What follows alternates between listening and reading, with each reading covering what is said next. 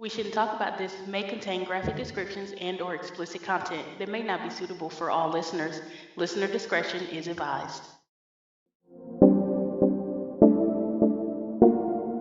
Hi, everybody. I'm Key, And I'm V. and this is We Shouldn't Talk About This. Hey Key, how are you today? I am good, V. I was hoping we'd be able to record in person, but I'm at an undisclosed location instead. Well, I hope you're not in an undisclosed location that was the same kind as our victims were in our past cases. No, I'm in a safe, undisclosed location. Okay, good. So Key, do you have trouble with, making money? Would you like to make more money? I would like to make more money. So check this out. I'm part of this dope program, and Mm-hmm. how it goes is that I'm below one guy, Mm-hmm. he's below two more people, Mm-hmm. and there's one person ahead of them. It But if sounds you come, legit. but if you come under me, then you can start recruiting also, and the Mm. more you recruit, the more you make. Oh, wow. Okay, so basically, you recruit me, then my money goes to you, but I recruit people and then their money goes to me. Exactly. You are a quick study. Wow, you know what? That definitely sounds like a good money making venture. Sign me up. You got it. And just to make sure you understand, I have a diagram here that's the shape of a triangle. Okay. So there's the first guy who started this is at the top. Yep, Then the yep. people who he recruited are under him. Then the people they recruited are under them. So it flows. I get it. I can visualize it. I see it. It makes perfect sense. It does. And all that money is flowing from the bottom like a faucet that's ready to blow. Just Like boom. a like a geyser. Yes, like a geyser. That's a much better, accurate description. Key, today, are we talking about Ponzi schemes? We are talking about Ponzi schemes. And you know, I love a good Ponzi scheme. I wish I could be that top guy at the pyramid of a Ponzi scheme because they're the ones who make all the money and get away with it most of the time. Or at So, least they have the most fun spending it oh with yeah. the least amount of work. So I'm going to start today because I am going to tell you a tale of the person who Ponzi schemes were actually named after. Like, this is how crazy this story is.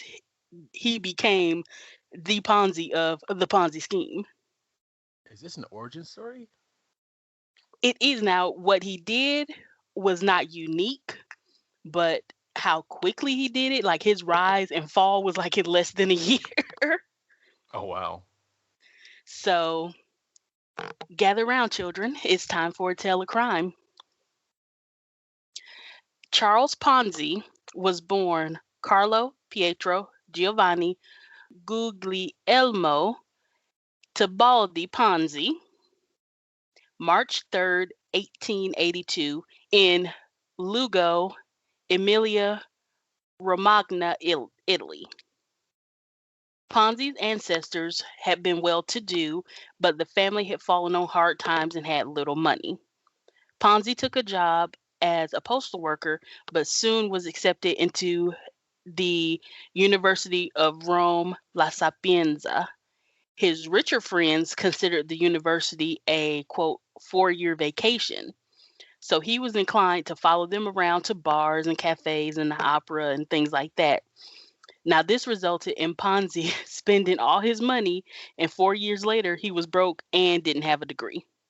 Wow. Right. So basically, just wasted his time. Now, during this time, a number of Italians were immigrating to the US and returning to Italy as rich people. So Ponzi's family encouraged him to do the same, thereby returning his family to its lost glory. So on November 15th, 1903, Ponzi arrived in Boston aboard the SS Vancouver.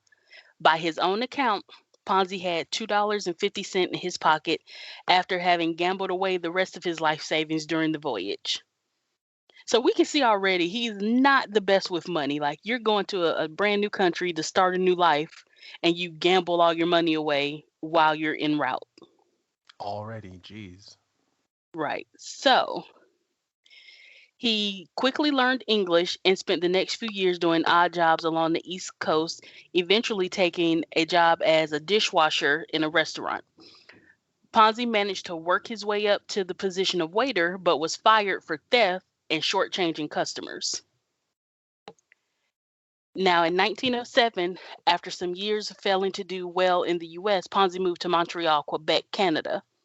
And he became an assistant teller at a newly opened bank called Banco Zerosi, which was a bank started by Luigi Zerosi to service the influx of Italian immigrants that were arriving in the city. By this time, Ponzi spoke English, Italian, and French, and that's what helped him get the job at Banco Zerosi. Now, it was at this bank that Ponzi first saw the scheme that he called robbing Peter to pay Paul, which would subsequently become known as a Ponzi scheme. So, Banco Zerosi paid 6% interest on bank deposits, which was double the going rate at the time. Eventually, he found out that the bank was in serious financial trouble because of bad real estate loans, and Zerosi was funding the interest payments not through profits on investments, but by using the money deposited in newly opened bank accounts. So the bank eventually failed, and Zerosi fled to Mexico with a large portion of the bank's money. Now, Ponzi stayed in Montreal for some time, and he lived with Zerosi's family, helping them because Zerosi had abandoned them. But while he was doing that, he was planning to return to the US and start over. But since he was basically penniless, this proved to be very difficult, so he thought up a plan. He walked into the offices of a former Zerosi customer called Canadian Warehousing, and he found that there was no one there, so he wrote himself a check for $423.58 in a checkbook that he found and forged the signature of Damien Fournier, who was the director of the company. He was confronted by the police, who had taken note of his large expenditures just after the forged check was cashed. So Ponzi didn't put up a fight. He just held out his wrist and said, "I'm guilty." And he ended up spending 3 years at St. Vincent de Paul Federal Penitentiary, a bleak facility located in the outskirts of Montreal. So, I mean, he was like, "Okay, you caught me. Whatevs. I'll I'll go to jail." I guess he Yeah. really didn't care. He didn't have nothing to lose. Right. So now, rather than inform his mother that he was in prison, he sent her a letter stating he had found a job as a quote special assistant to the prison warden. Okay. So I guess that would explain why all his mail was coming from a prison instead of a real address. Dang, lying to my mom like that. So like Ponzi wasn't stupid. He was always, thinking on his he was quick on his feet. Now, after his release in 1911, Ponzi decided to return to the US, but he got involved in a scheme to smuggle Italian illegal immigrants across the border. He was caught and spent 2 years in Atlanta's prison. Here he became a translator for the warden, so hey, he brought that into fruition. He was a special assistant for the warden in that particular prison. Yep. And he was intercepting or translating intercepted letters from a mobster named Ignazio the Wolf Lupo. Now, after his release from that prison term, he made his way back to Boston. That's where he met Rose Maria Necco, a stenographer, whom he proposed marriage. Now, Necco came from an Italian American family of immigrants who had a small fruit stand in downtown Boston, and the two actually married in 1918.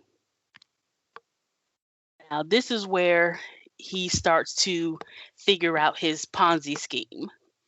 In the summer of 1919, Ponzi decided to set up a small office at 27 School Street in Boston, coming up with ideas and writing to people he knew in Europe trying to sell them as opportunities. A few weeks later, he received a letter from a company in Spain asking about the advertising catalog he had made up that, was one of his little schemes. Inside the envelope was an international reply coupon, or a IRC, which was something he had never seen before.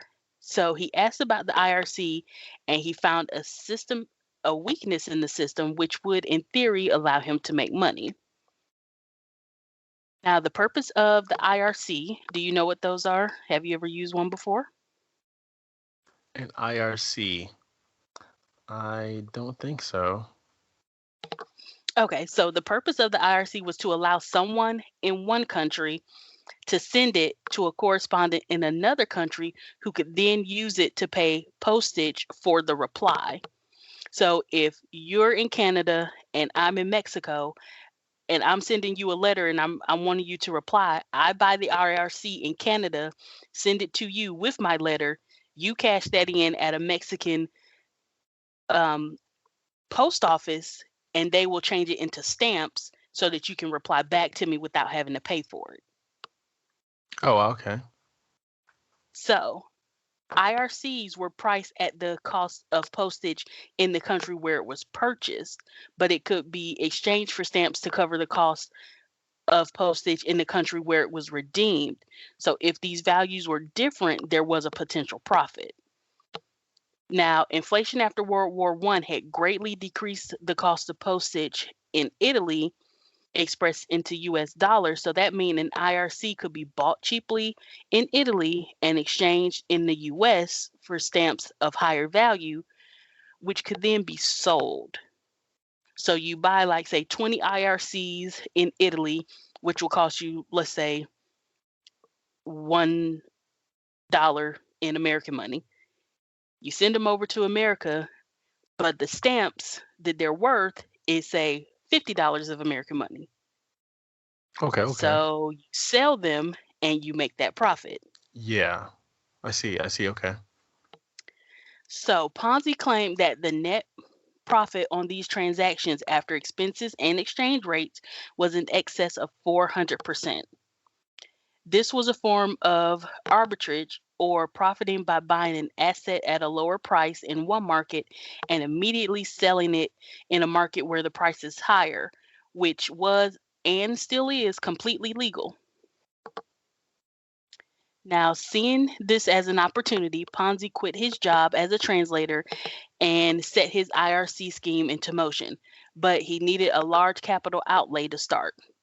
He first tried to borrow money from banks, but they turned him down. Now, Ponzi, the ever optimist, he was undaunted by this.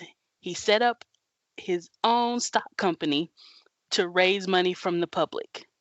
He also went to several of his friends in Boston and promised that he would double their investments in 90 days. Ponzi later shortened this to 45 days at 50% interest, therefore doubling investments in 3 months, in a time where banks were only paying 5% annually. So, the great returns available from postal reply coupons, he explained to them, made such incredible profits easy.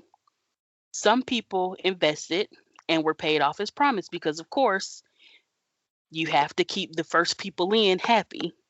So they received $750 interest, which would equate to $11,288.50 as of 2019 on initial investment. So that was just their interest alone.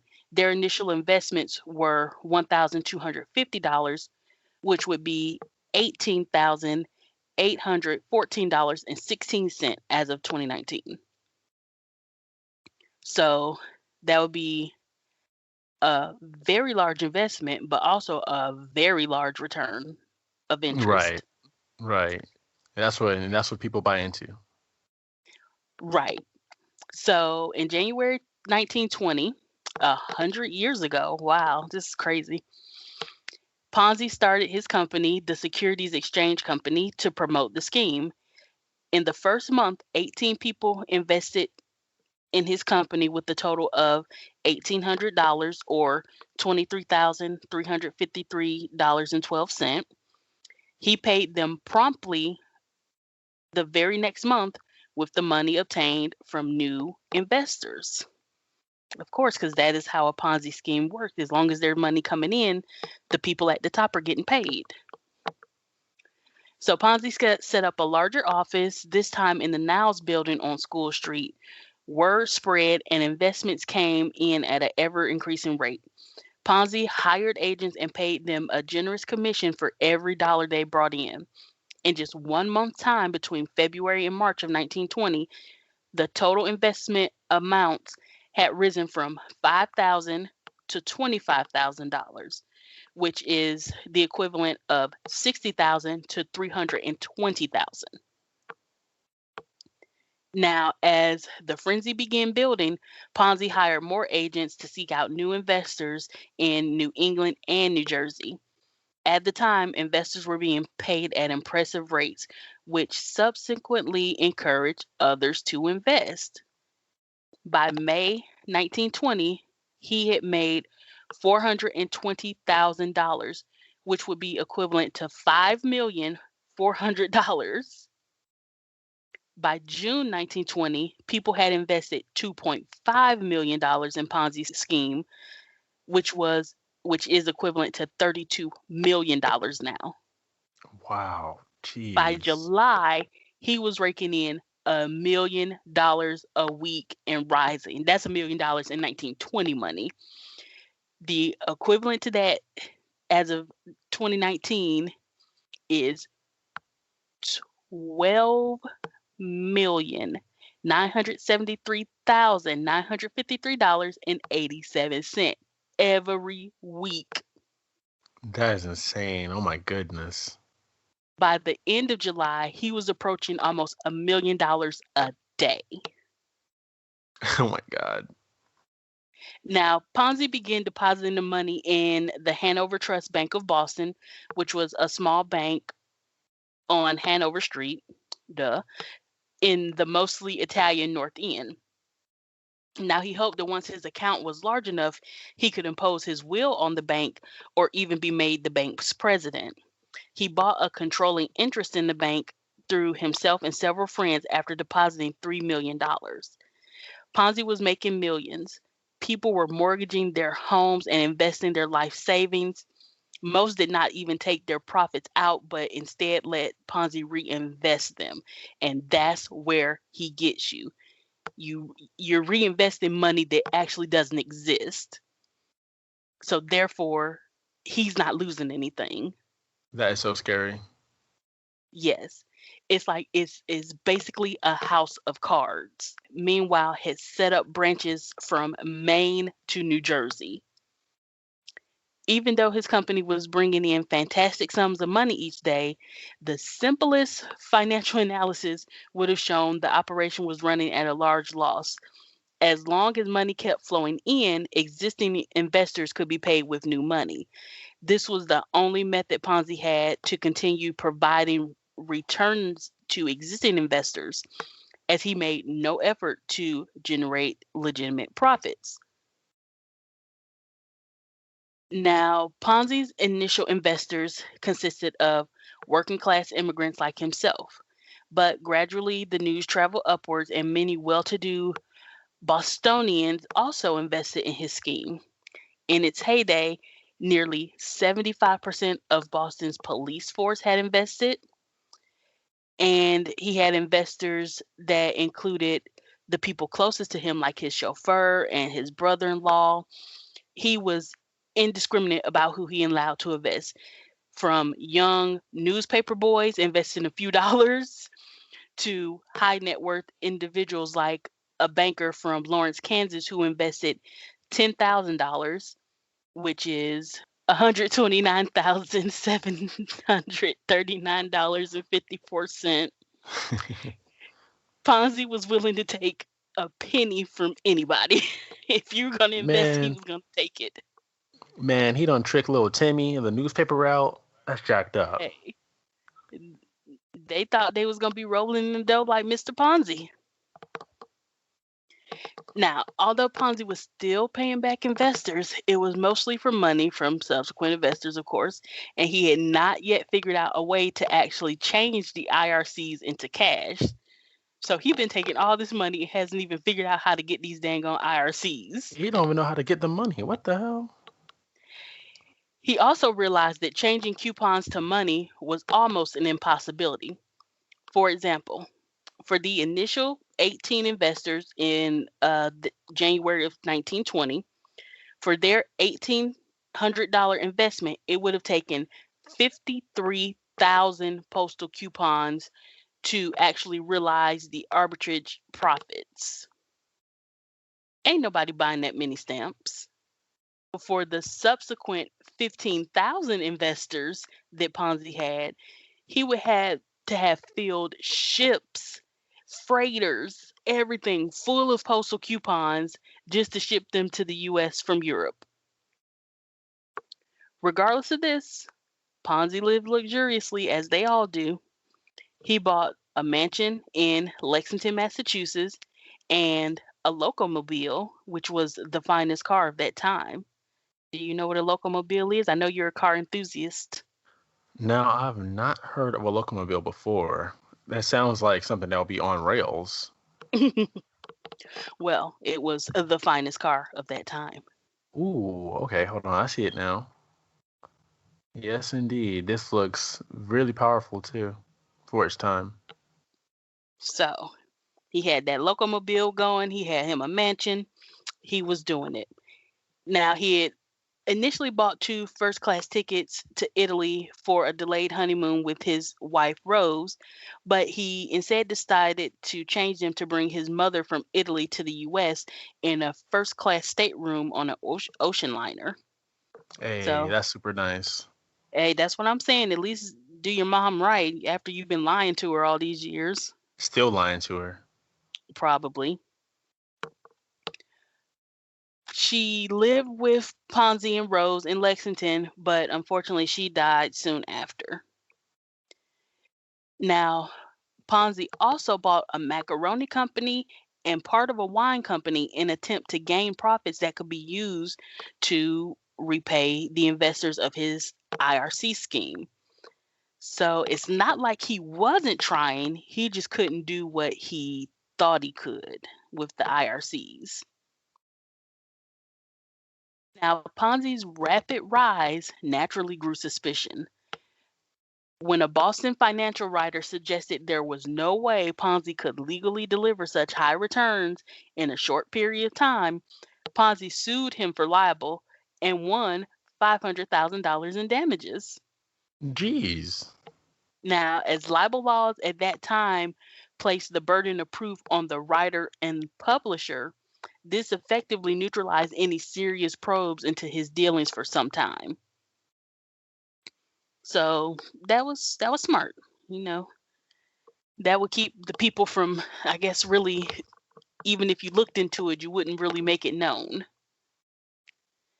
So on July 24th, 1920, the Boston Post printed a favorable article on Ponzi, and that brought investors in faster than ever. The next day, after the article was published, Ponzi arrived at his office to find thousands of Bostonians lined up, waiting to give him their money. But of course, this success brought on more scrutiny. On July 26th, the Post started a series of articles that asked hard questions about the operations of Ponzi's money machine. The paper contacted Clarence Barron, a financial journalist who headed Dow Jones and Company, to examine Ponzi's scheme. Barron observed that though Ponzi was offering fantastic returns on investments, that he himself was not investing in his own company. Now that should definitely be a red flag. If I'm really making this kind of money from investing, wouldn't I invest my own money? Right, you would. So Barron then investments made with the Securities Exchange Company, 160 million postal reply coupons would have to be in circulation. However, only about 27,000 were actually in circulation. Now, the United States Post Office stated that postal reply coupons were not being bought in any large quantity, either here in the US or abroad. The gross profit margin in percent on buying and selling each IRC was colossal, but the overhead required to handle the purchase and the redemption of these items, which were of extremely low cost and sold individually, would have to exceed the gross profit. Barron noted that if Ponzi was really doing what he claimed to be doing, he would effectively be profiting at the expense of a government, either the governments where the tickets were bought or the US government where they were being cashed in. For this reason, Barron argued that even if Ponzi scheme's operation was legitimate, it was immoral to take advantage of a government in this manner. And I feel like if Mr. Barron lived in 2020, he would not feel that way. He would be like, take advantage of whatever government you need to, because they all are horrible. I really think he would change his tune if he was living in these times.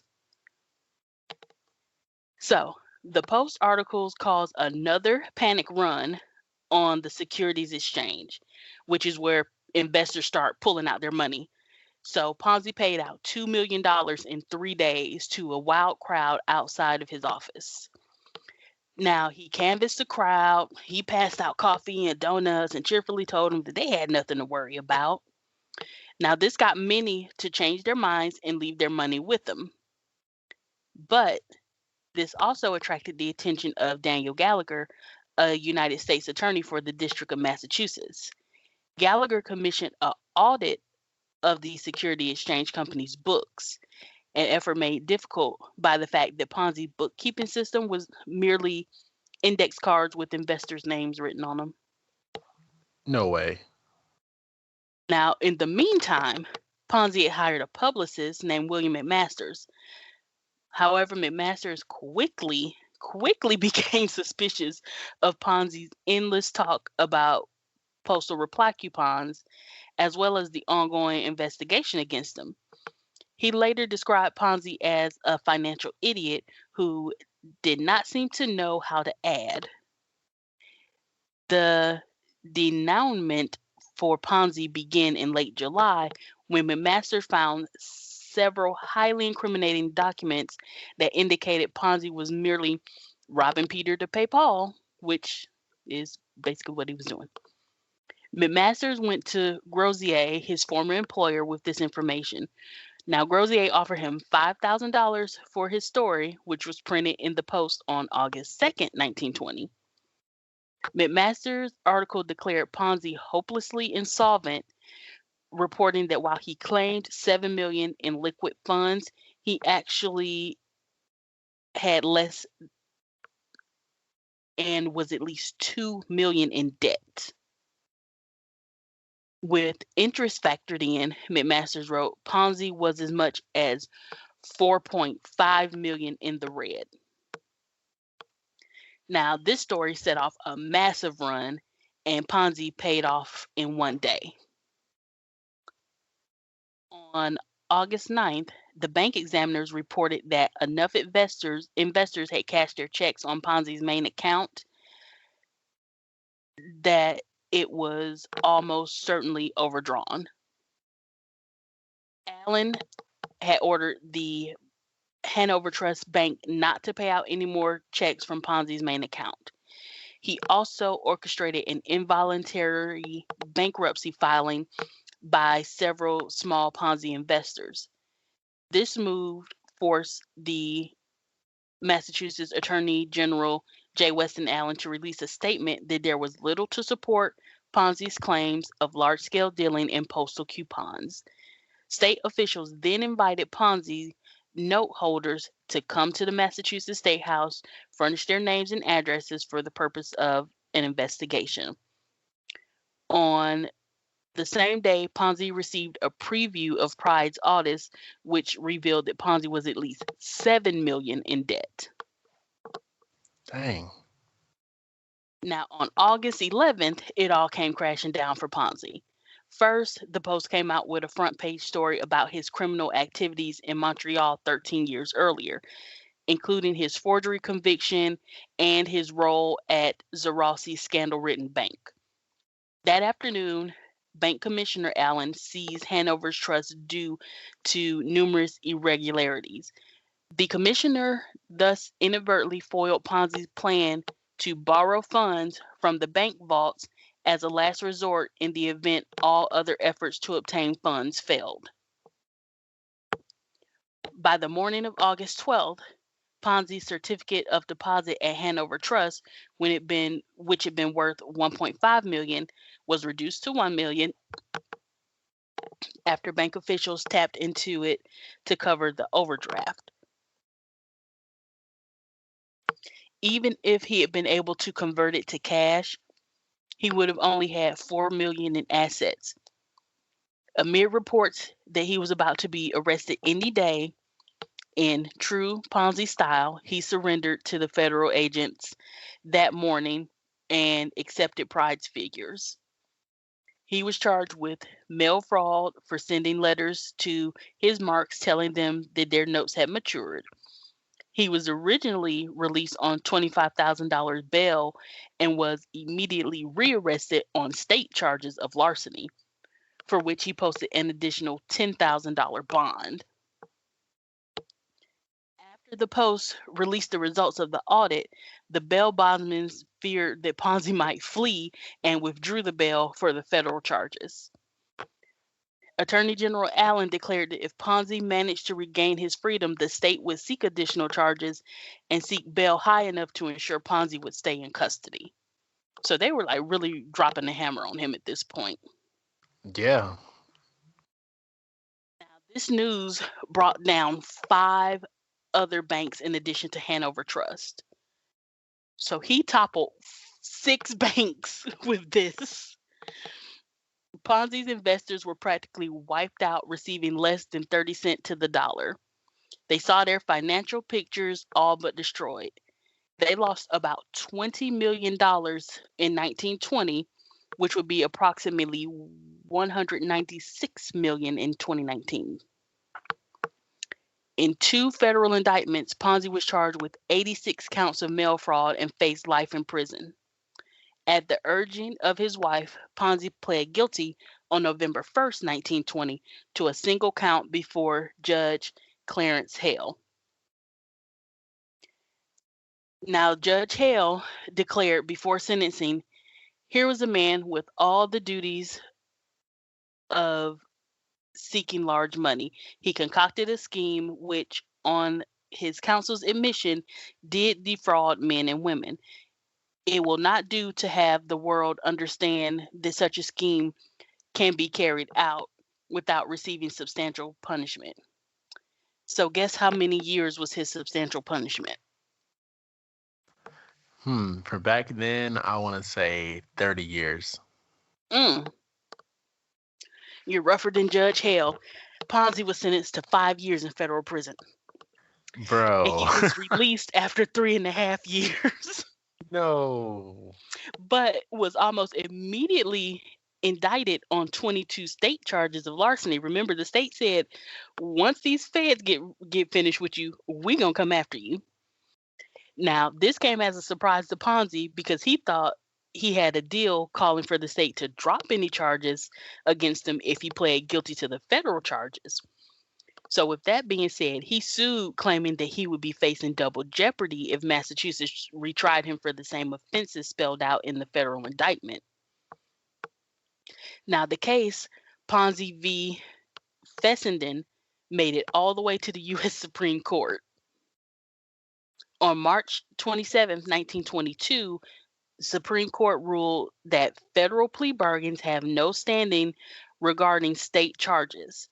It also ruled that Ponzi was not facing double jeopardy because Massachusetts was charging him with larceny while the federal government charged him with mail fraud, even though the charges implicated the same criminal operation. So they were really like splitting hairs to get him. Well deserved, though. Yeah. So in October 1922, Ponzi was tried for the first 10 counts. Now, this is where they were smart. They didn't try him for all 22 together. He was tried for the first 10 counts of larceny. Since he was unable to pay his debts, Ponzi served as his own attorney. And speaking as persuasively as he had with the thousands of investors that he duped, he was acquitted by the jury on all charges. Mm. He was tried a second time on 5 of the remaining charges, and the jury deadlocked.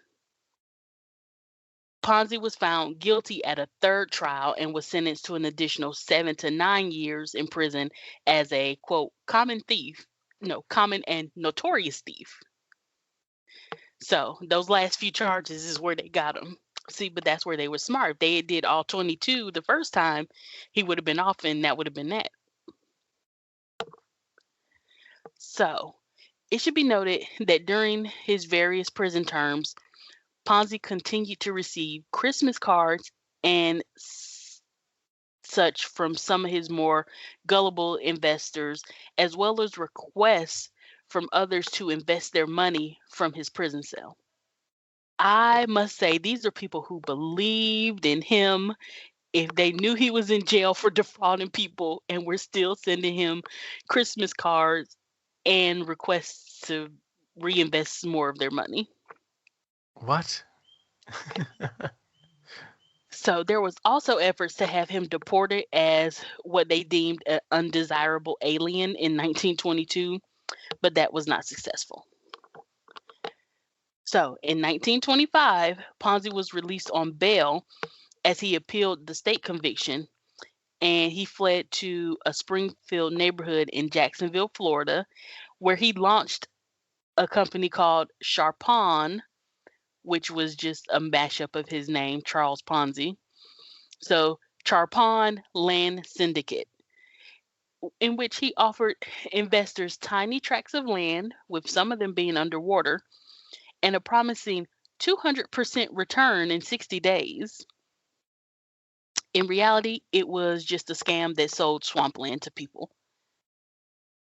So what they were getting a return, I guess he was saying they would flip it. I don't know. I don't even know how that was supposed to work. They were buying land and getting returns on it. It didn't really give an explanation on that. But people bought into it. Now, Ponzi was indicted by a Duval County grand jury in February 1926 and charged with violating Florida trust and security laws. A jury found him guilty on the security charges, and a judge sentenced him to a year in the Florida State Prison. Ponzi appealed this conviction and was freed after posting a $1,500 bond. So he is really getting super light sentences. He is.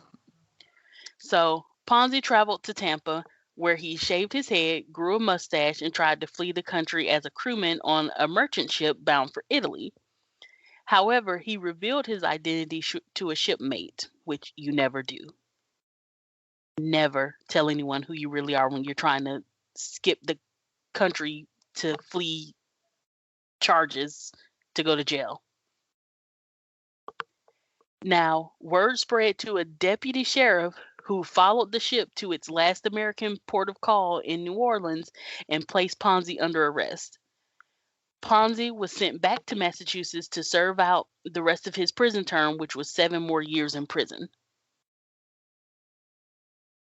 Ponzi was released in 1934, and with that release came an immediate order to have him deported back to Italy.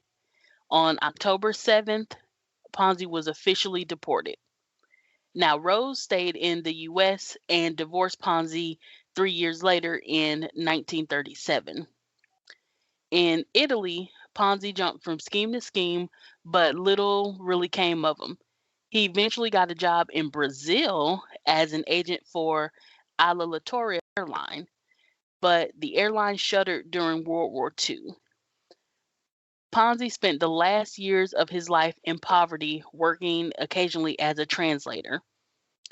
His health deteriorated, and in 1941, A heart attack left him considerably weakened. His eyesight had begun failing, and by 1948 he was almost completely blind. A brain hemorrhage paralyzed his right leg and arm.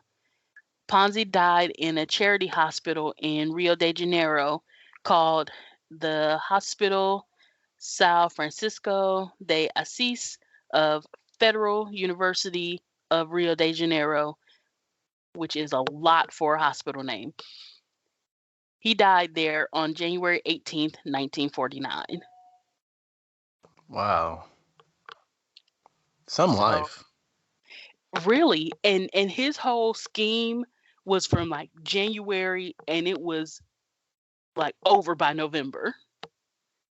Like that's because you made so much money in such a quick succession. If like when you don't make that much money like that, they go on for a while. But when you just reel in millions and millions, like that's crazy.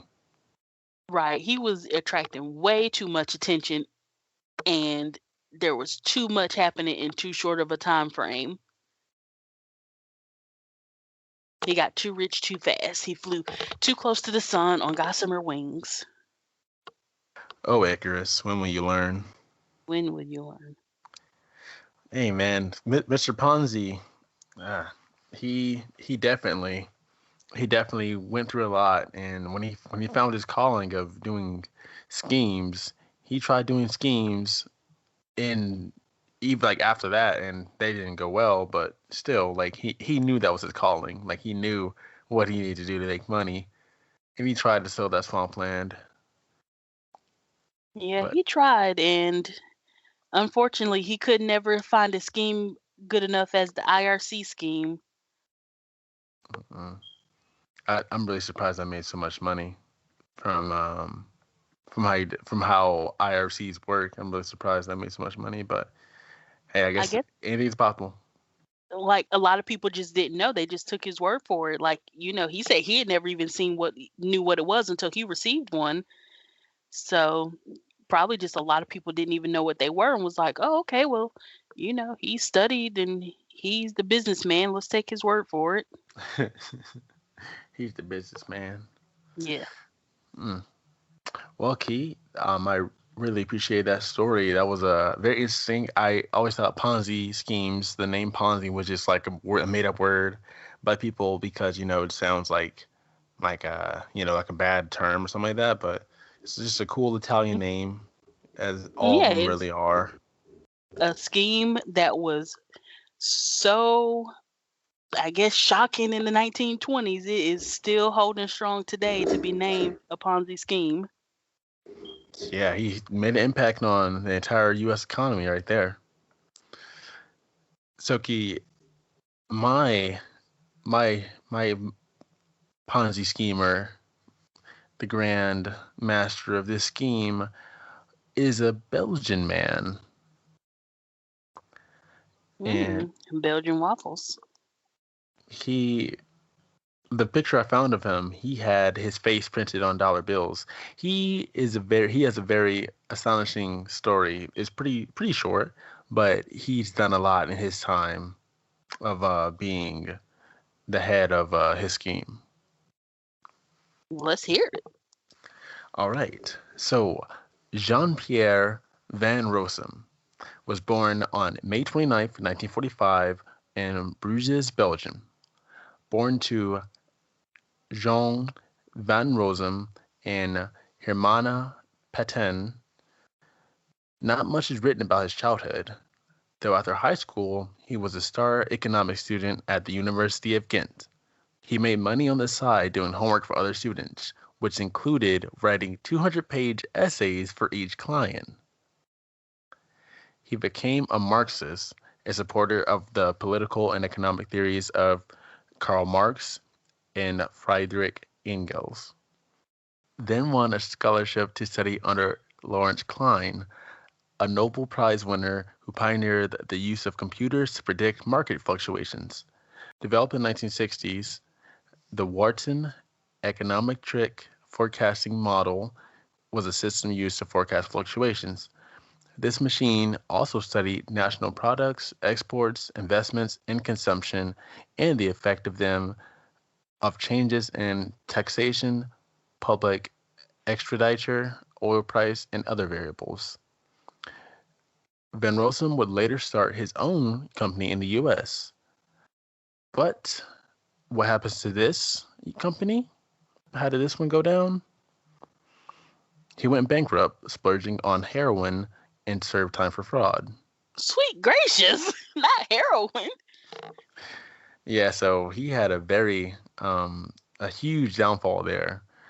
And so after he was released from jail, he returned back to Europe in the early 1980s. And he intended to join the Bader Meinhof gang. Do you know what this gang is? No, but it sounds very interesting. Okay, what if I told you that this is the Red Faction Army? I am not familiar with the Red Faction Army, but they sound dangerous. The Red Army faction was a West German far-left militant organization founded in 1970. So he intended to join them, but instead he ran off with the wife of a rich industrialist, to which he later commented by saying, quote, I decided to punish capitalism by taking his wife, unquote. And after he ran away to finance her shopping habit, he started up another business as a stock market guru, founding Moneytron, an investment firm that had a supercomputer able to predict market movements, the same style of system that his mentor, Lawrence Klin, was renowned for. Now, the supercomputer was a mystery, as no one ever got to see the machine. It was kept behind the locked door inside of his office. In theory, the machine would yield endless returns. And even though no one saw the machine and no one could really find out how it worked, this did not stop investors from buying in. Wait a Many minute, well, because that's a large red flag. No one can see the machine. no one could see it. So just blind trust is what he's working with or what he's asking for. Yep, just blind trust, and I guess he had some figures of how it worked. I'm pretty sure he's compared it a lot to Klein's machine of how it predicted things and saying that this one predicts the market. So whatever you invest in, it will go to the highest reachability at this time, and your the outcome will be tremendous. And they just trusted him, I guess. Sounds legit. Sounds legit to me too. Included in the many people that invested millions of dollars to Moneytron, the royal family also invested into Van Rossum's scheme just by him carrying himself as a wealthy and successful man.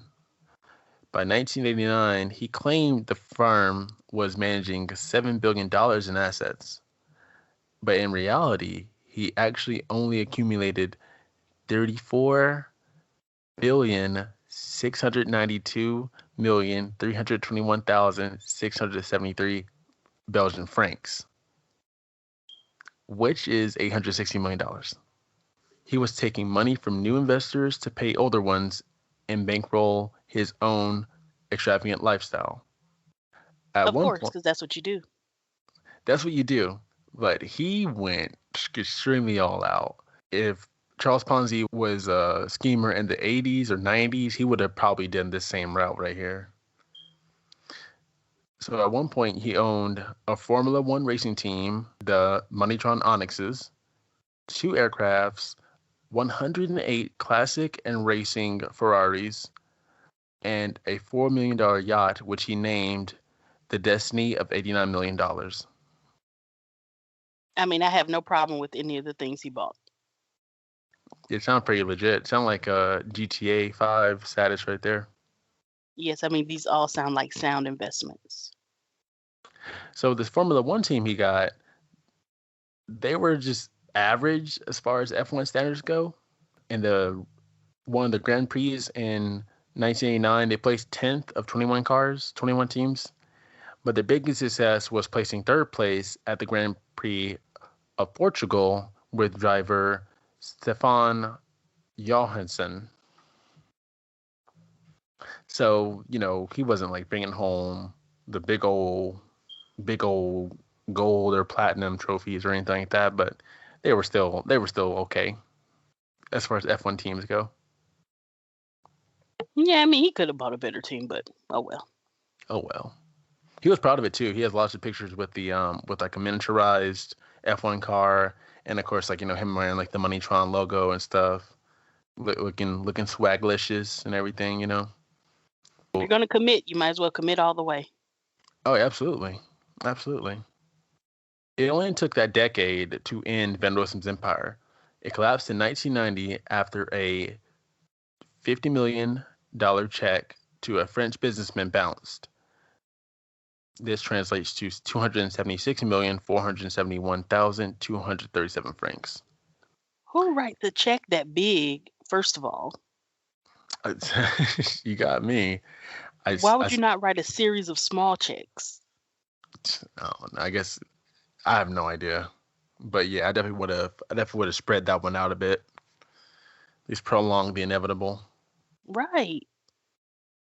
So his check bounce. What do you think his next move would have been as a person? What do you think Van Rossum's next move would have been if his scheme seems to be crumbling? I would say when your scheme seems to be crumbling, you double down and try to find another scheme to hurry up and make money to fund that first scheme. Okay, that's a very very appropriate answer. Van Rossum took part in the Belgian elections with his own party, Rossum. The name of the party stood for Radicaal Aanvomers en Sociaal Strijders voor een Eerlijker Maatschappij, which translates to Radical Inventors and Social Warriors for a Fairer Society. So he went to politics. That was his escape route. That seems very noticeable, like very not inconspicuous. Like you would Absolutely. think you kind of try to fade into the background and not be seen. Yeah, he went right into the spotlight with this one. Right.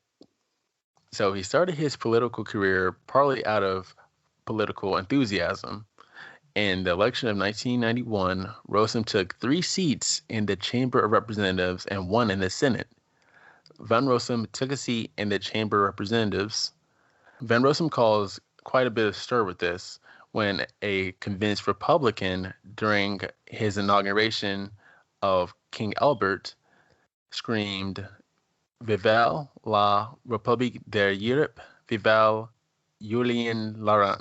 Julien Laurent was a communist who had cried out in 1950 during the swearing in of King Leopold II.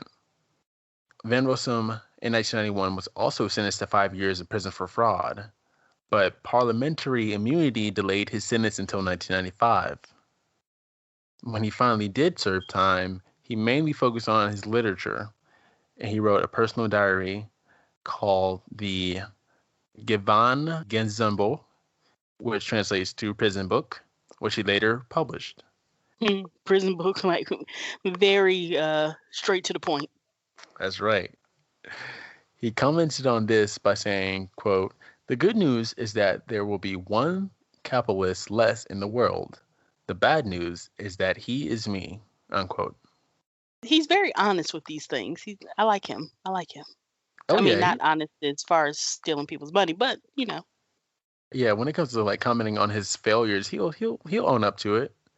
Around 2000, Van Rossum made his big comeback as a media figure. He starred in season 1 of the Dutch version Big Brother VIP, lasting only a few episodes before getting evicted. Various products related to his name came onto the market, such as bicycles from the Tesserosum brand, and at that time there was even talk of setting up a large professional cycling team to promote that bicycle brand, in which Frank Vandenbroek, among others, would go cycling. 9 years later, on March 26th, he announced in Paracanvis program that his party Rossum will return to elections in 2011. However, this plan fell through because these elections were brought forward to 2010. But in January 2012, he revived the party, but decided against participating in the 2012 local elections.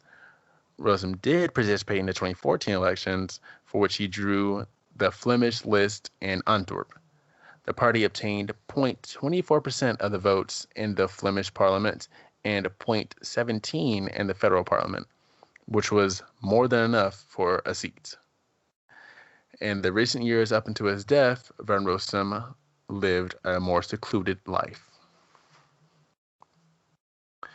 Van Rossum died of natural causes in December 14, 2018 in Jet, Belgium. Wow, that was very recent. Yes, it was. He lived to be like 73. Well, since this was not a sad, horrific type of episode today, I guess we don't really have to bring it up unless you just really have something. I have a quote by Van Rossum actually that I can say. But don't do heroin? No. If you show a million returns to millionaires, they no longer ask questions.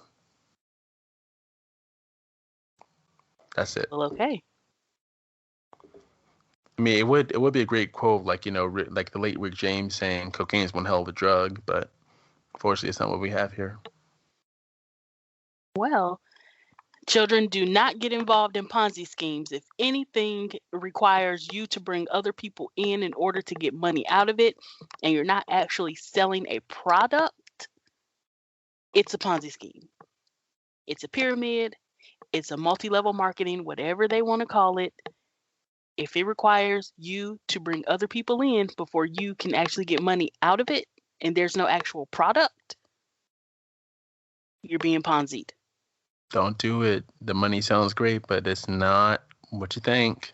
Only the person at the very tip top is the one who's really making money. So that's our lesson for today. I love me a good Ponzi scheme.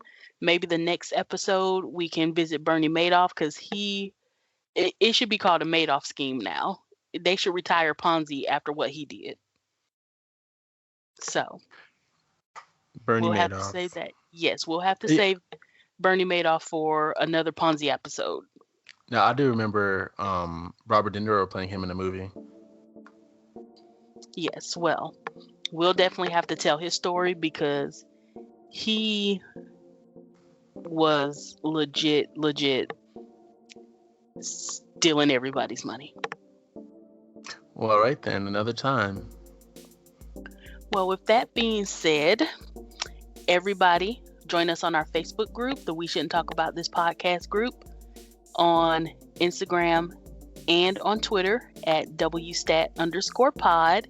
And if you have a suggestion for us, you can email us at weshouldn'ttalkaboutthis@gmail.com. And if you're listening on an Apple product, please leave us a 5-star rating. If you love us, a 4-star rating if you like us. If you don't, just don't even go to the rating system at all. Tell somebody that you don't like to listen to us as a punishment, and there you go. And there you go. So with that being said, I'm Key. And I'm V.